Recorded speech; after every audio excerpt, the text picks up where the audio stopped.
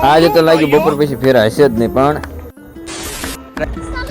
હાલો મિત્રો, જય ઠાકર, જય દ્વારકાધીશ, રાધે રાધે. રોજની જેમ આજે તે નહીં ધોઈને સવારે ઉઠીને વહેલા નીકળી જાય. આજે જવાનું હતું આપણે પેટલાદનો ફેરો રાતે જ આવી ગયો તો, ફોન આવી ગયો તો કે કાના ભાઈ પેટલાદ જવાનું, એટલે આપણે સવારમાં નહીં ધોઈને જતા રહીએ આપણે સંતરામ કન્સ્ટ્રક્શનમાં.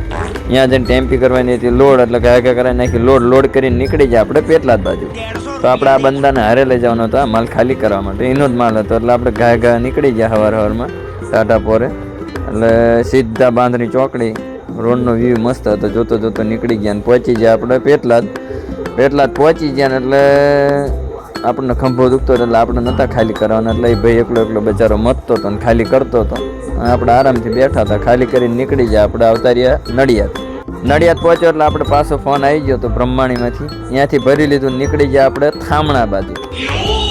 એટલે થામણા આપણે લીંગડાથી અંદર આવે એટલે અહીંયા પહોંચી ગયા થામણા જઈને આપણે જો આ સાપરો પાસે મોટો બંગલો હતો, એ બંગલામાં ખાલી કરવાનો હતો, ત્યાંથી પેમેન્ટ લેવાનું હતું. પેમેન્ટ લઈને વળી ગયા આપણે પાછા ઘર બાજુ. બપોરના 2 વાગી ગયા હતા, ભૂખ કડકડાઈને લાગી એટલે ઘા પહોંચી જાય ઘરે ને ખાઈને પાછા આવતા રહ્યા ચોકડીએથી પાછો રાંધણનો ફેરો મળી જાય ભાઈ ઇક્કાવાળાનો. એટલે ભરીને પહોંચી જાય રાંધણને ખાલી કરીને વળી ગયો ઘર માટે પાછો.